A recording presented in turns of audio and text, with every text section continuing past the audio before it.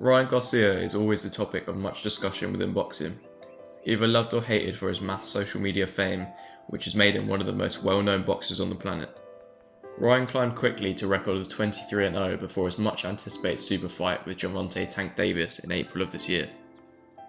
Ryan was knocked down in the second round and eventually stopped by a body shot in round 7. Garcia was immediately written off by many, but I believe Garcia is still world class, as a win over someone like Luke Campbell would suggest, whilst not elite yet like someone like Tank or Devin Haney. In November, Garcia was successful in his comeback versus Oscar Duarte in what was a very solid performance. As many boxing fans tend to do, let's focus on the negatives first. In the Duarte fight, he looked as though he was trying to experiment with a lot of new things. Obviously, Garcia is now part of Derek James's gym, and James is well known for working heavily on the fundamentals.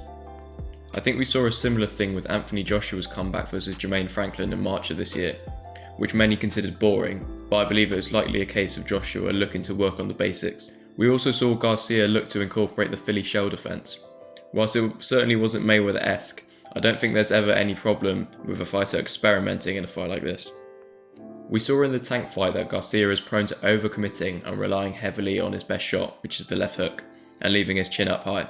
And in fairness, it looked as though he had worked on those shortcomings in the Duarte fight. Following on from the Tank fight, people have questioned Garcia's heart and durability, but I think this is overemphasised. He's been hurt in fights before and worked his way back into the fights to win, so I believe that Garcia is tougher than most people give him credit for. Despite this, if Garcia wants to fulfill world title ambitions, he will need to continue working on his defence. For me, the interesting thing about Ryan is that his weaknesses are also his strengths. His reliance on speed and reflexes, whilst giving his opponents opportunities, also give him opportunities. His hands are often carried low unless he is boxing at range, in which case he'll incorporate a high guard. This gives him a full field of vision, allowing him to spot and react with his fast twitch muscle fibres, significantly faster than he otherwise would. So whilst elite opposition will fancy themselves in exchanges with Ryan, anyone below that level remains in danger due to Ryan's blistering speed.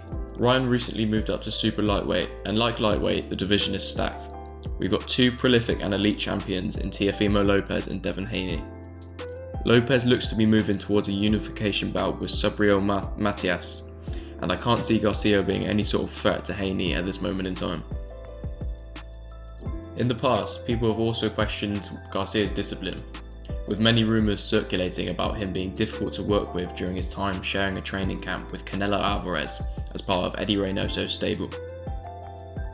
Within his new stable, there could be further problems, as James also trains Errol Spence, Anthony Joshua, Jamel Charlo, and Frank Martin. This could lead to Garcia feeling as though he's not getting the most out of James. Finally, dramas outside of the ring could quite easily become a distraction for him, with much publicised differences with former promoter Oscar De La Hoya becoming apparent in the lead up to his last fight. These are all issues that Ryan will need to iron out should he wish to become world champion in the future. To end on a more positive note, there are plenty of opportunities still out there for King Rai, in particular the WBA champion at 140 pounds, Rolly Romero. Whilst this would be a difficult fight, I believe it is one that Garcia is capable of winning, assuming he continues to improve. Working with Derek James will also allow Garcia to continue developing his fitness and his mental strength, something which James is well known for working on. And the fact remains that Ryan is still only 25 years old. He could easily still have 10 years in the game. So with fights such as Rolly out there for him, and Father Time well on his side, I would suggest that it is highly likely that Ryan Garcia will become world champion.